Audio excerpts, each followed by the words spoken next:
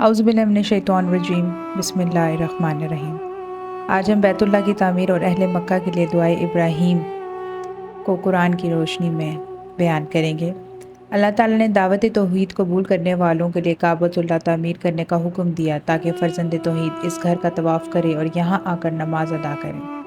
ارشاد باری تعالیٰ ہے، اور ایک وقت تھا جب ہم نے ابراہیم کے لیے خانہ کعبہ کی جگہ مقرر کر دی اور فرمایا کہ میرے ساتھ کسی چیز کو شریک نہ کرو، اور طواف کرنے والوں اور رکوع کرنے والوں اور سجدہ کرنے والوں کے لیے میرے گھر کو صاف رکھا کرو، اور لوگوں میں حج کے لیے اعلان کر دو کہ تمہاری طرف پیدل اور دبلے دبلے اونٹوں پر جو دور دراز راستوں سے چلے آتے ہیں سوار ہو کر چلے آئیں۔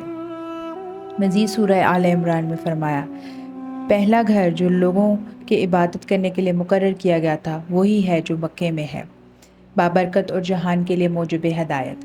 اس میں کھلی ہوئی نشانیاں ہیں، جن میں سے ایک ابراہیم کے کھڑے ہونے کی جگہ ہے۔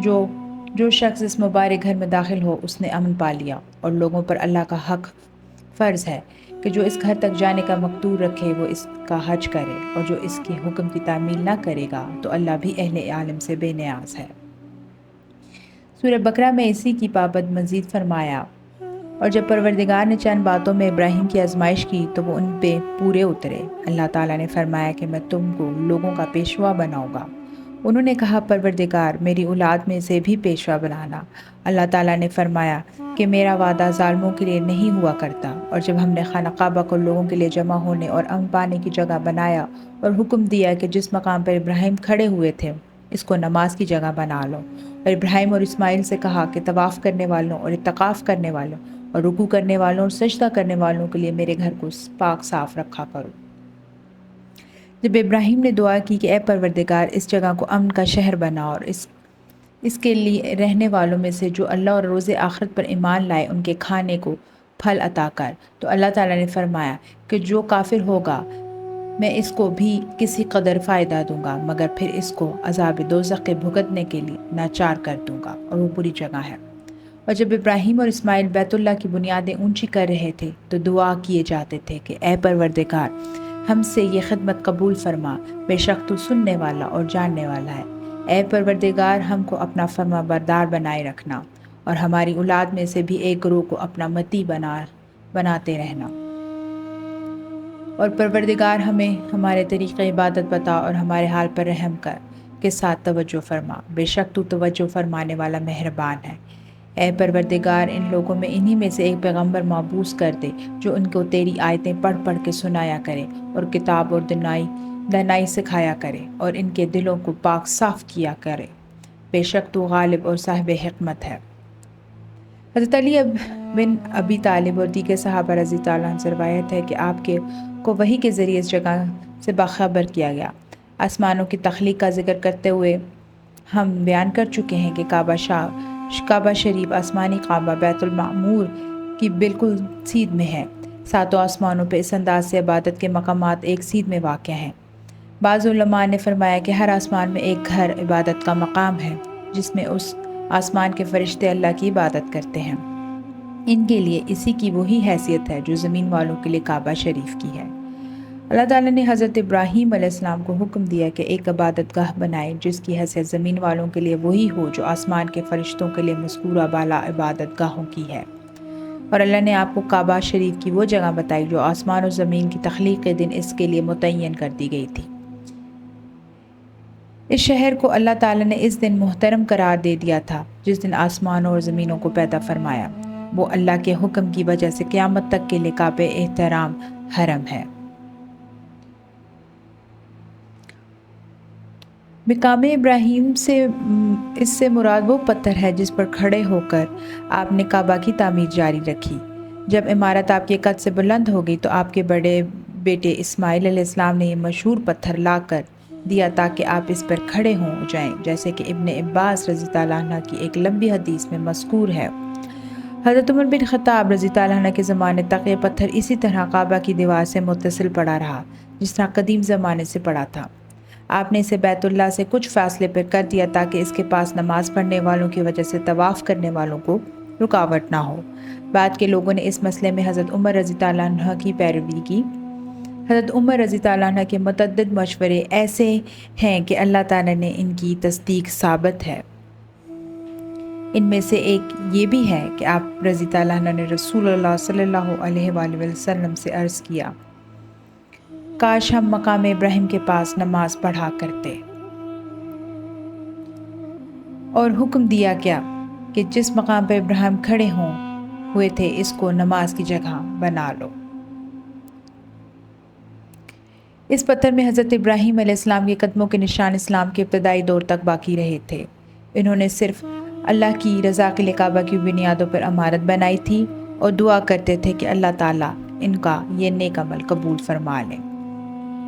حضرت ابراہیم علیہ السلام نے ایک اور عظیم دعا کی کہ اللہ تعالیٰ انہی سے یعنی ان کے جنس اور ان کے فصیح و بلیغ اور خالص زبان بولنے والا رسول مبعوث فرماتا تاکہ دونوں طرح کی نعمتیں مکمل طور پر حاصل ہو جائیں، یعنی دنیا کی نعمت بھی اور دین کی نعمت بھی، دنیا کی سعادت بھی اور آخرت کی سعادت بھی۔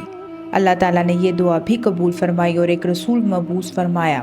کتنا عظیم رسول جس پر اس نے نبوت اور رسالت کا سلسلہ ختم کر دیا اور ایسا کامل دین عنایت فرمایا جیسا پہلے کسی قوم کو نہیں ملا تھا، اور آپ کی دعوت دنیا کی ہر قوم، ہر زبان، ہر علاقے، ہر ملک، بلکہ قیامت تک ہر زمانے کے لیے دعا عام فرما دی۔ یہ چیز بھی رسول اللہ صلی اللہ علیہ وسلم کی ایک خصوصی شرف ہے جو کسی اور نبی کو حاصل نہیں ہوا۔ آپ کریمانہ اخلاق کے حامل، امت کے لیے کامل شفقت اور رحمت کے جذبات رکھنے والے معزز خاندان کے فرزند اور افضل ترین شہر کے رہنے والے تھے۔ ایک طویل عرصے تک حضرت ابراہیم علیہ السلام کی تعمیر کردہ عمارت قائم رہی۔ اس کے بعد قریش نے کعبہ کو تعمیر کیا۔ انہوں نے ابراہیمی تعمیر میں سے شام کی طرف یعنی شمالی جانب سے کچھ حصہ چھوڑ دیا۔ موجودہ تعمیر اسی کے مطابق ہے۔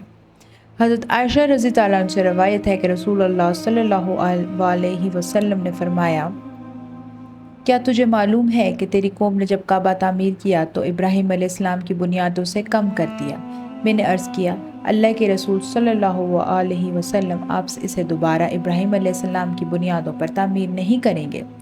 آپ نے فرمایا، اگر تیری قوم کفر سے ابھی نکل کر نہ آئی ہوتی تو میں ایسے ہی کرتا۔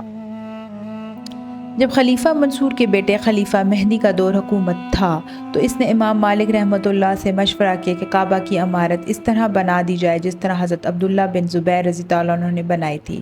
امام مالک رحمۃ اللہ نے فرمایا، مجھے خطرہ ہے کہ بادشاہ اسے کھیل نہ بنا لیں، یعنی جب کوئی نیا بادشاہ آئے گا وہ اسے اپنی مرضی کے مطابق تعمیر کرنے کی کوشش کرے گا۔ چنانچہ اس عمارت کو اسی طرح رہ گئی جس طرح آج کل موجود ہے۔ حضرت ابراہیم علیہ السلام کی ولادت سوس کے مقام پر ہوئی۔ بعض نے بابل اور بعض نے کوسا کا مقام بیان کیا۔ حضرت عبداللہ بن عباس رضی اللہ عنہ کا قول ہے کہ آپ دمشق کے شہر میں برزخ کے مقام پر پیدا ہوئے۔ جب اللہ تعالیٰ نے آپ کے ہاتھوں نمرود کو تباہ کر دیا تو آپ ہجرت کر کے حران اور پھر شام تشریف لے گئے۔ آپ ایلیا کے علاقے میں بھی رہے اور آپ کے ہاں اسماعیل علیہ السلام اور اسحاق علیہ السلام پیدا ہوئے۔ آپ کی اہلیہ محترمہ حضرت سارہ علیہ السلام آپ کی زندگی میں قناع کے علاقے میں جبرون کے مقام پر اہل کتاب کے قول کے مطابق 127 سال کی عمر میں فوت ہوئیں۔ حضرت ابراہیم علیہ السلام بہت غمگین ہوئے اور اظہار غم کیا۔ پھر بنی حیث کے ایک شخص نے افرون بن صخر سے 400 مثقال کے عوض ایک غار خریدا اور سارہ علیہ السلام کو وہاں دفن کیا۔ کہا جاتا ہے کہ پھر حضرت ابراہیم علیہ السلام اپنے بیٹے اسحاق کی شادی رفقہ بنت بتویل بن ناہور بن طاہرہ سے کی۔ اہل کتاب کہتے ہیں کہ پھر حضرت ابراہیم علیہ السلام نے کنتورہ سے شادی کی جن سے اولاد بھی ہوئی۔ پھر حضرت ابراہیم علیہ السلام بیمار ہو گئے اور 175 سال کی عمر میں فوت ہوئے اور افرون ہیثا کے کھیت میں اپنی زوجہ کے محترمہ کے قریب مذکورہ بالا غار میں دفن ہوئے جو جبرون میں واقع ہے۔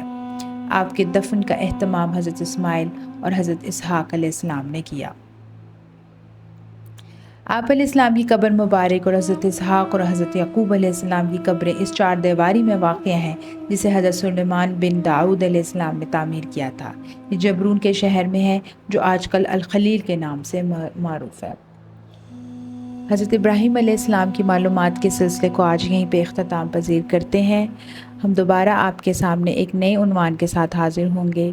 تب تک کے لیے ہمارا چینل دیکھتے رہیے اور ہمیں سبسکرائب کرنا مت بھولیے گا۔ اللہ حافظ۔